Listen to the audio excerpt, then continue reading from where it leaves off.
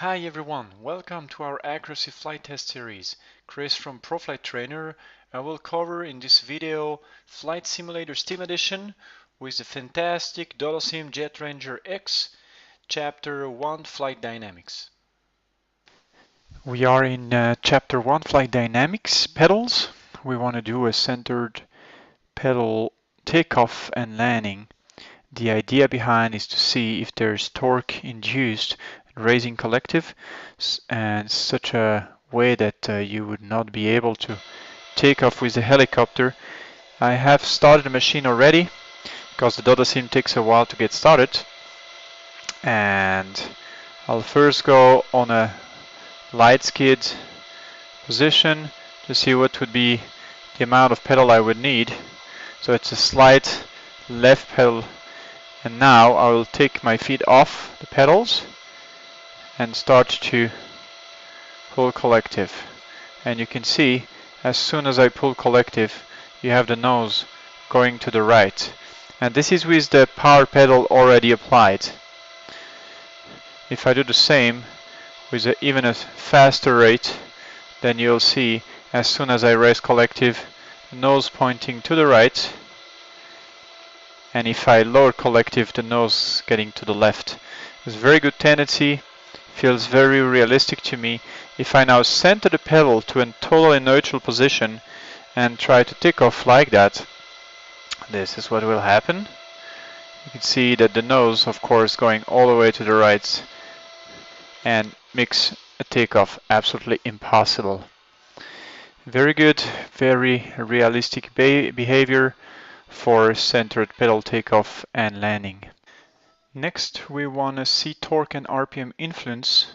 So we'll go in cruise and level flight and use power pedal and watch if RPM induces, if the power pedal usage induces RPM and torque usage change, and we can see the relation between the two.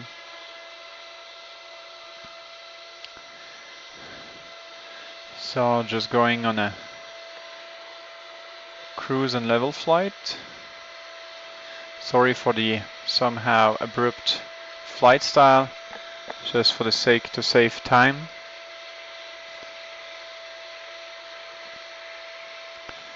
There you go. Cruise and somehow level. So if I press power pedal, release power pedal, and press power pedal, you can see how the torque increases a lot, and you can hear the slight RPM change. So power pedal inputs induces torque and RPM rise. Very good and realistic behavior. Next, we want to see the influence of max takeoff weight and empty weight on pedal position. A helicopter fully loaded would need much more power pedal to stay straight on a takeoff than if it's almost empty. I have now configured the aircraft with 5% fuel and just a pilot to be more or less on its minimum weight. And I'm going to go ahead and take off.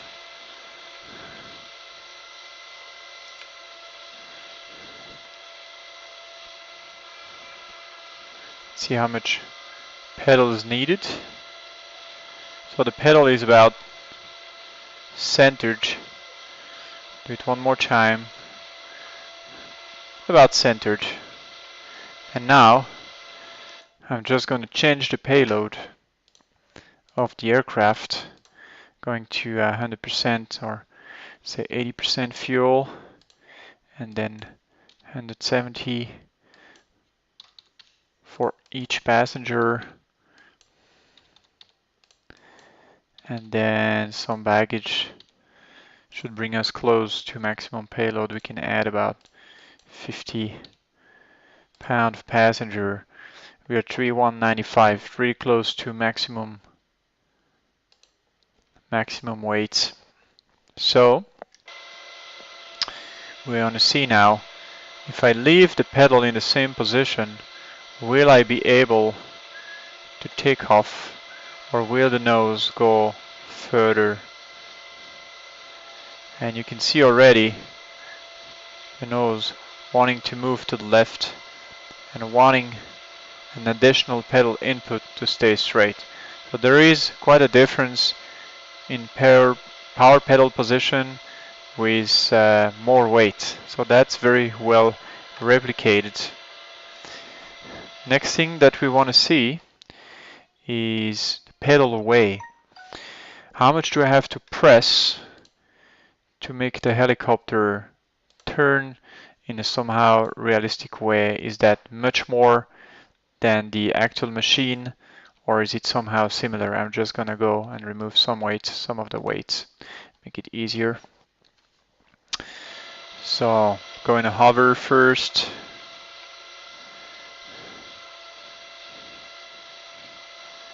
Okay, and say I want to do a left pedal turn. How much do I have to press to stop the turn? 90 degree, there you go. That's pretty good. The Jet Ranger uses pretty big pedal inputs, so it's pretty normal. Also, I think I noticed that you need more power pedal, which makes sense. While going to the right, you just slightly apply or release pedal and the helicopter will almost go by himself.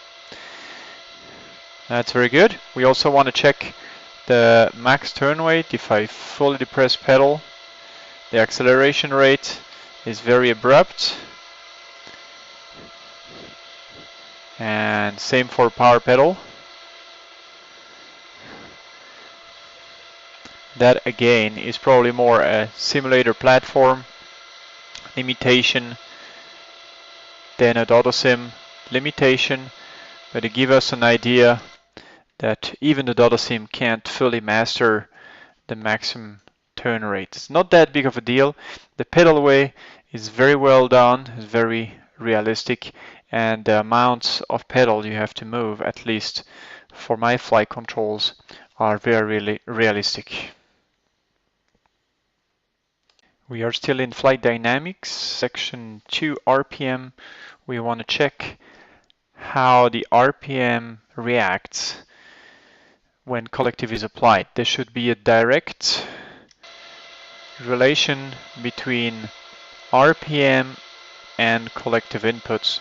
So I'm just gonna go somehow in a high hover here, and then I'm gonna apply torque.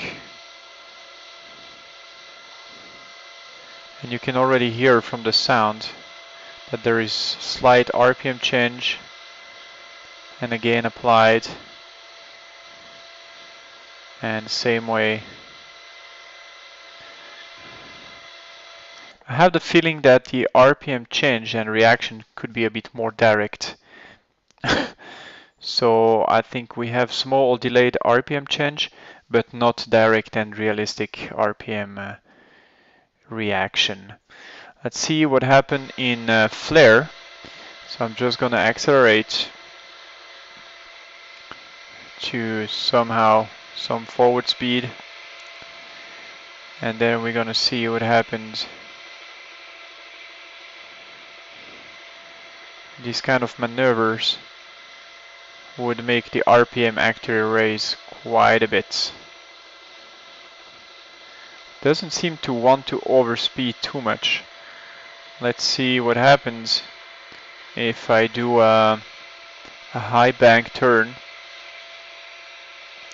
That should definitely bring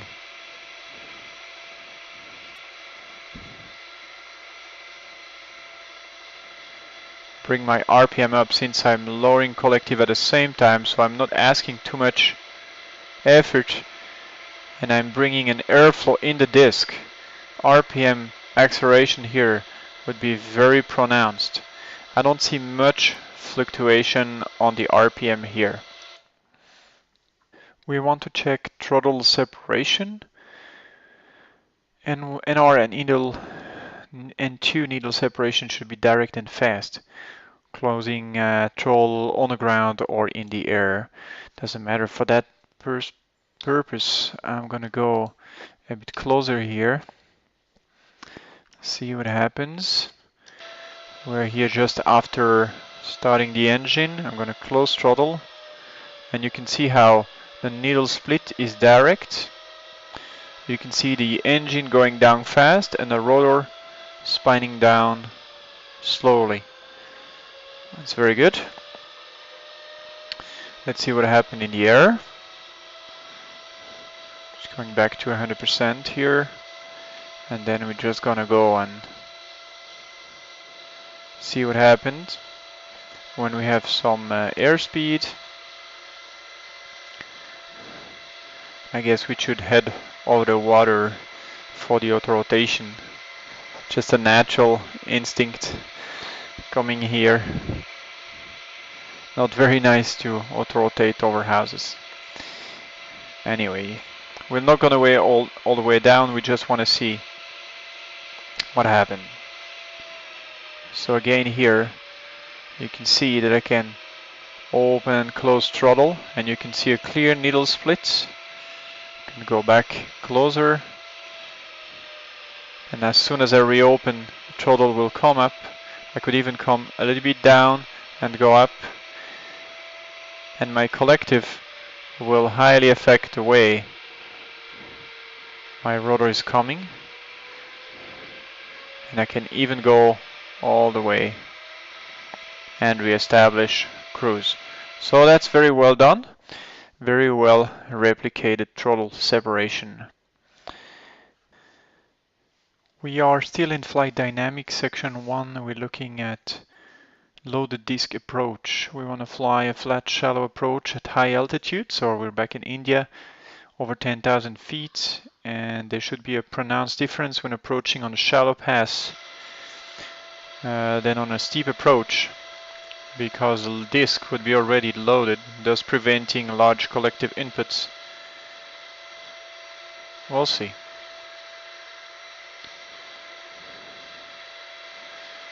So first, I'm just going to increase speed a little bit, and I would do as if I would do already an approach here.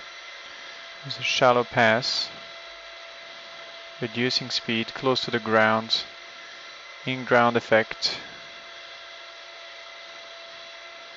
and checking my collective inputs. That was even a little bit high. Let's do it again with a better reference.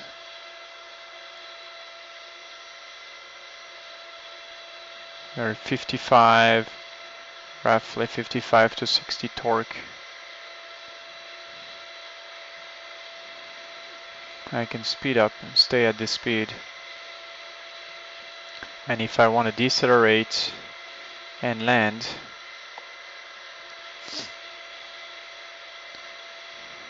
with that shallow approach, I shouldn't have much RPM loss, neither need a large collective inputs, because I'm already in ground effect, the disc is loaded. All I need to do is slow down and touch down.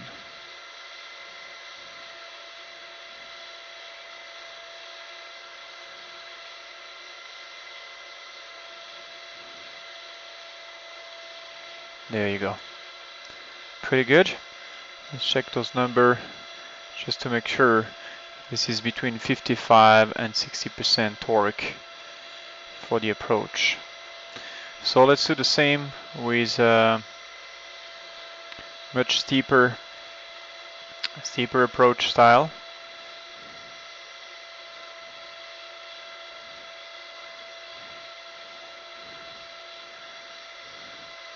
Just gaining a little bit of altitude to allow for a steep approach style. Pick up some speed to make it easier to climb.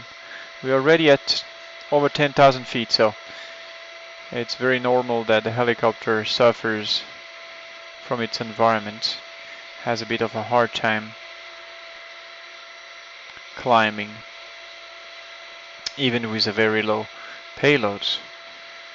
So, speed's looking good.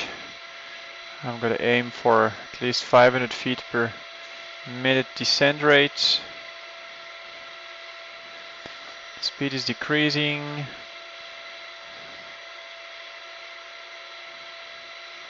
That's pretty steep for this altitude.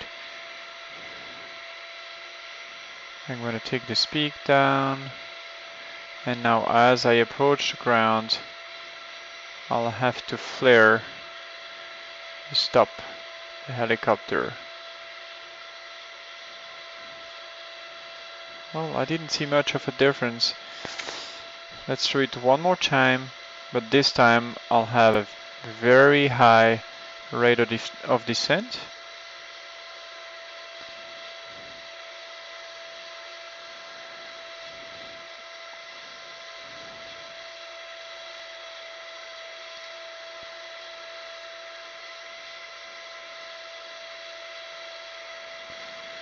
Just picking some speed and some altitude.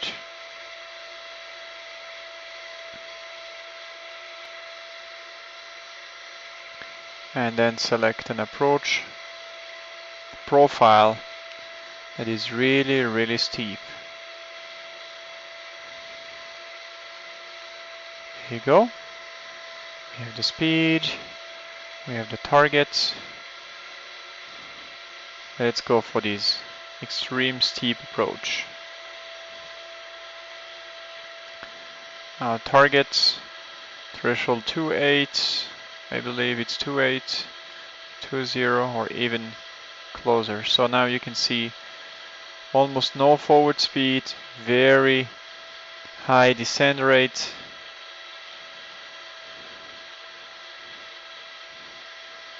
And now as I come into ground effect, I'll have to increase collective a lot, and you can see that I had to increase a lot and don't even manage to actually compensate. Wow, okay, took me by surprise. I could have probably pulled collective a bit earlier. Maybe I misjudged my terrain elevation a little bit, but you can see that actually the model, the difference in loaded disk and the deceleration rate because of the descent is very well modeled. So there is a huge difference approaching with a flat shallow approach or with a steep one, and that's really great. We're now looking at over limits.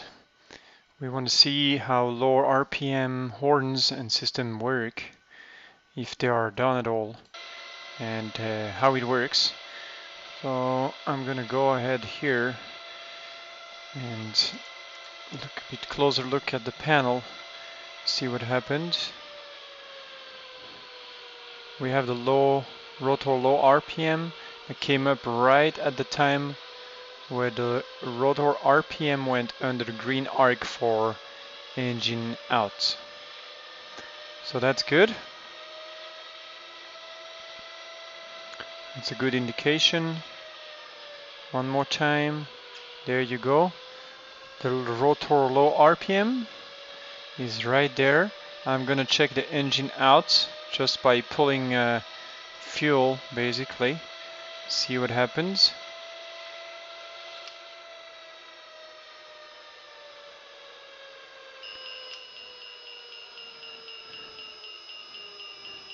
There you go. We had the engine out, and we even have here, which is very handy for the startup, the silent button to mute the horn. So all of those warning horns are very well replicated. We are still in flight dynamic, now section 3 collective. First we want to see the torque relation nose tendency. Whenever you apply collective, there should be a direct and pronounced nose tendency due to the induced torque change. So I'm gonna go ahead here, go into a high hover position. maybe a bit higher. Let's go a bit higher just for me to have a bit of space for that. So I'm gonna more or less leave the pedal this way, not touching the pedal, and I'm gonna raise collective. You can see the nose going to the left when lowering the collective and coming back to the right when applying collective, and then back to the left and back to the right. So I'm not touching pedal, I'm just using collective to see how this motion works, and you can see it works very nicely. So the Dodosim team has made an extreme good work at fixing most of flight simulator issue with the no induced torque, and the collective tendency and the torque relation here works really nicely. We want to see realistic and torque manifold readings. I'm gonna go back to the ground first. This airport, I used to fly at this airport for sightseeing, so we have a good comparison. Let's go to the ground first.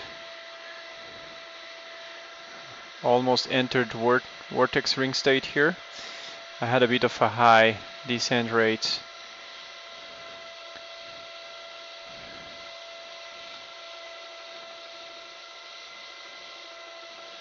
There you go. On the ground, let's set up fuel and payload. I'm gonna go for 80% fuel is what I would usually have, and then I'm gonna add passengers so that we will be close to maximum takeoff weight. That's a bit of a heavy passenger. 20 kilo, 3155. Let's add about 45, would make it 65. Right there, right on maximum weight. And now we want to see how much torque is needed to lift the helicopter. So we're at 50, 60, 70. It should come at about 80-85%. Power pedal 80-85%, and there you go. Pretty close to the accurate thing. One more time. I'm sorry, I'm going a bit in a very unstable hover because I'm zooming that close to the instrument that it's kind of hard to stay very stable here.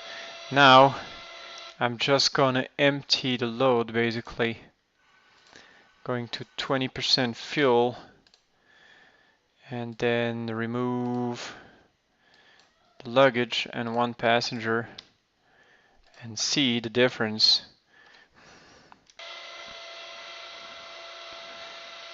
That would be after the flight, maybe coming back and dropping somebody off, and see how much.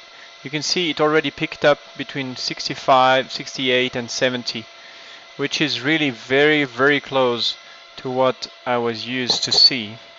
So takeoff and landing, command density, altitude are very familiar and marks than what I was used to have. The next point we want to look at is vertical climb rate. So I'm going to set up fuel and payload to something that I can remember of.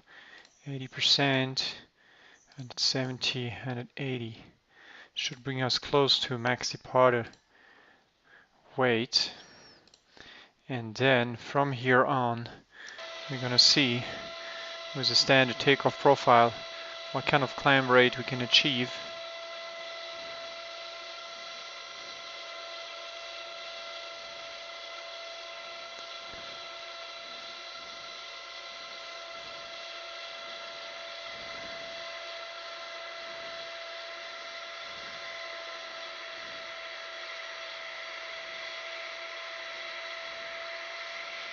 All right, pick up some speed.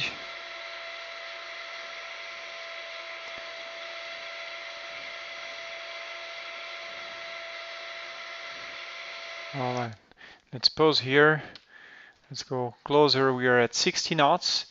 55 to 60 knots is optimum climbing speed for the Jet Ranger.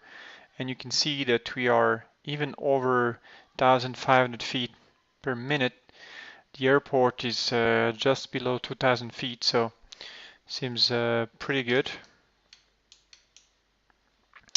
Let's go back to standard view. And now I will just change the payload so that I will remove most of it. Our CG is changing a bit, but it doesn't change. It doesn't influence our climb rate.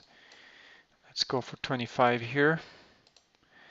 And now we want to see, keeping the same profile, we want to see the climb rate increasing quite significantly. And so if we go closer, we can see that we've kept the speed, same torque or similar torque, and the climb rate has raised considerably. Pretty good climb rate profiles and affected by weight. So that concludes our section 3. We are now looking at section 4. Cyclic. We want to see cyclic position on takeoff and landing. As you know, most helicopters have different cyclic position, mostly due to the mast design. Some will pick up left skid first, some other right skid first. They would have a left tendency, a right tendency. I'm just going to go back to the field for a quick landing. And then we can see what happens in takeoff.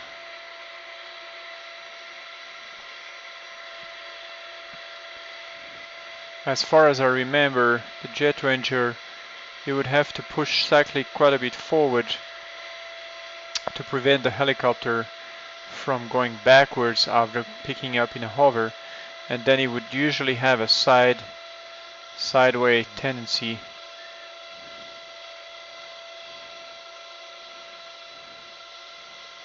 Alright, bit of a rough landing, sorry about that.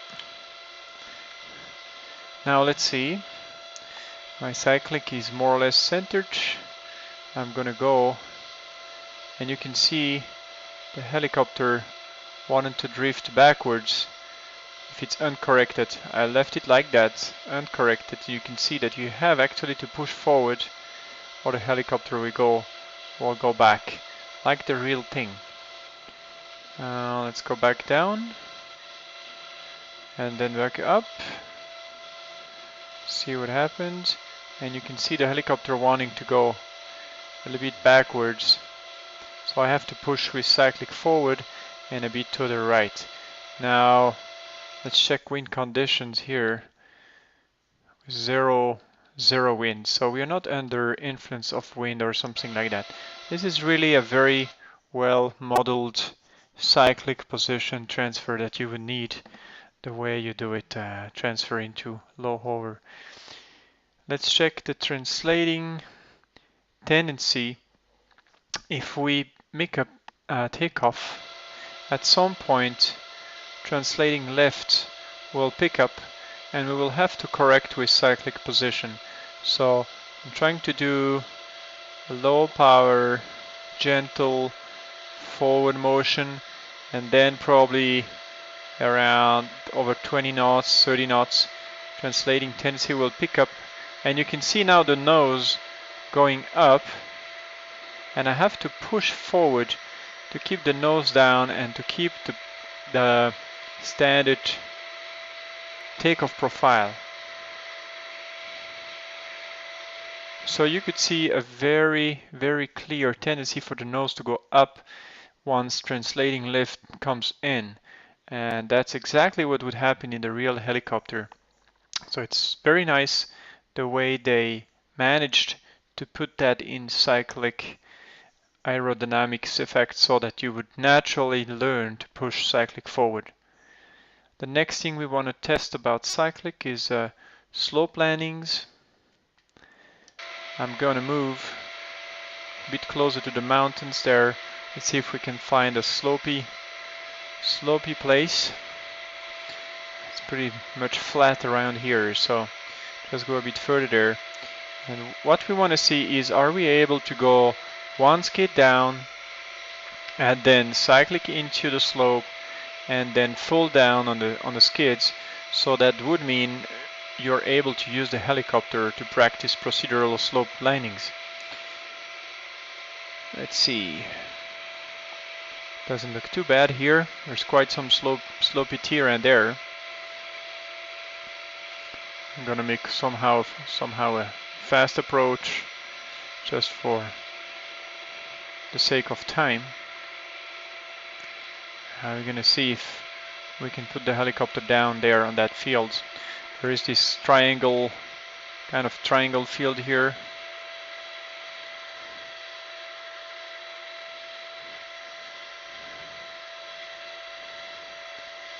Alright, disc is being loaded.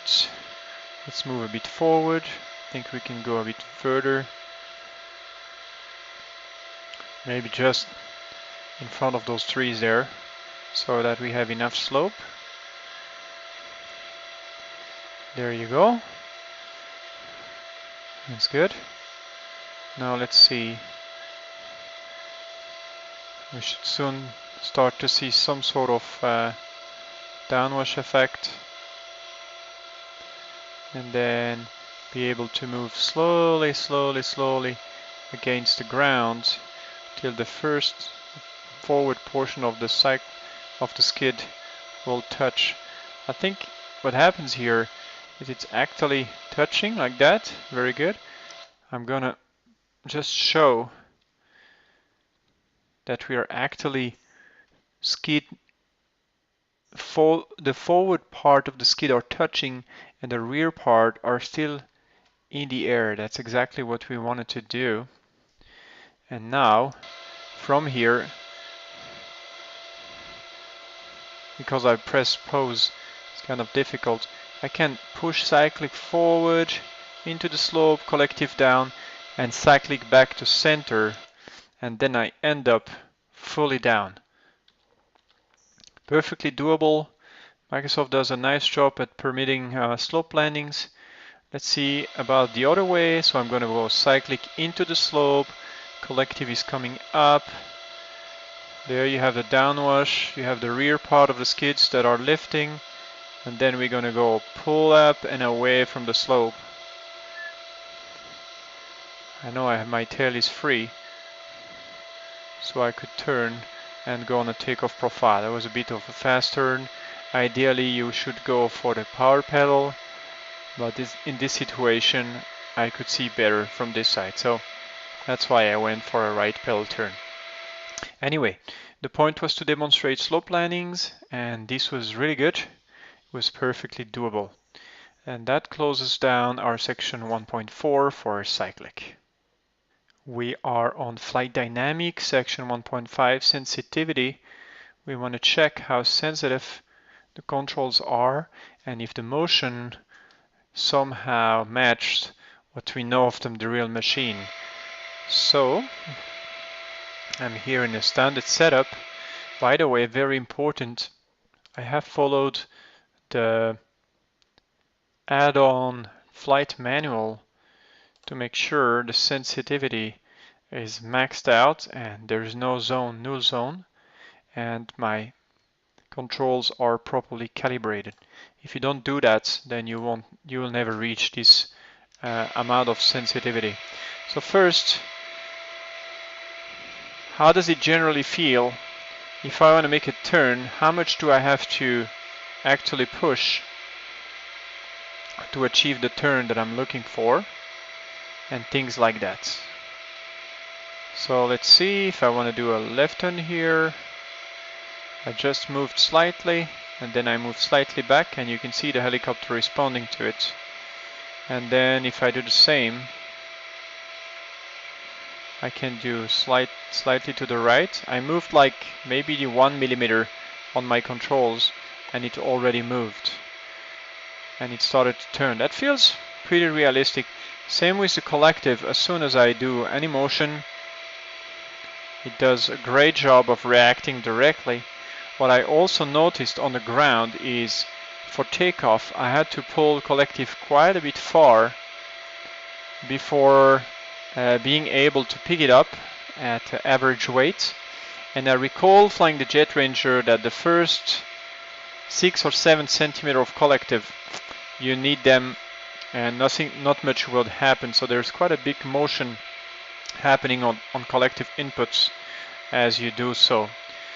What we want to do also is we want to go in ground to hover and then maybe a couple of taxi maneuvers and see how sensitive, how accurate we can fly the machine compared to the real thing. Keep in mind the Jet Ranger is a half rigid main rotor design, so it's not as direct as a 3-bladed system or as a small machine like a 22, which are more direct controlled. The Jet Ranger, the way you fly the Jet Ranger, you have to anticipate much more what you do, especially in the simulator when you don't feel what's happening. So for example, let's see, I want to accurately place the helicopter close to those bars here. Let's see if I can do that just by control sensitivity. There you go. I can perfectly align and hover. Let's move forward a bit. Let's see if I can easily move forward and get closer. Perfectly doable. I can perfectly control the machine with very tiny input, similar to what I've used from the real machine. Left pedal turn. Let's see if we can taxi a little bit here. We're low on fuel, but that's fine. I don't think it will shut down on us. Should still be a couple minutes left. That looks good to me. Taxiing, circuiting, turns, everything seems perfectly comparable to the real machine. And sensitivity, therefore, is very close to the real flight experience. We're now on section 1.6, special equipment. Vertical reference equipment is available for Flight Simulator X, and the beauty of the Dodosim is that you have actual aircraft configuration with no doors, utility, no doors, and utility.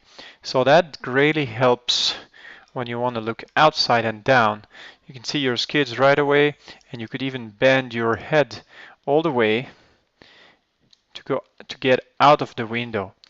And that of course is a huge help. And I don't think I've seen any other helicopter actually giving that much option for what you want to do. So here you can perfectly fly in sling load fashion. If you have a 3D glass with fly-inside FSX, you can even fly it with standard setting. That's beautiful, and you can turn your head and have all the motion, leap out and look at your cargo. So that's excellent. Also, you can see that they have included modeling for floats, so you can actually do water landings. There's so many configuration, even low skid, high skid, so you can see the difference when you do a hover, auto rotation. You can train and adapt the way you need it to be. That gives a lot of special equipment, and that's great to have. For 1.7, personal opinion, based on my real life experience, I'm supposed to say how close to the general usage and flight experience does it feel. Well, I must say I don't think I've touched any Jet Ranger simulator that comes as close from a flight feeling when it comes to retail machines and FSX, or let's say home platform. I think it's the best that I've flown so far. I'll be very eager to compare it to the other one that is very well known and of high quality, which is the Dreamfoil 206 for X-Plane. And I'm very eager to do that review and compare it to the Dodosim.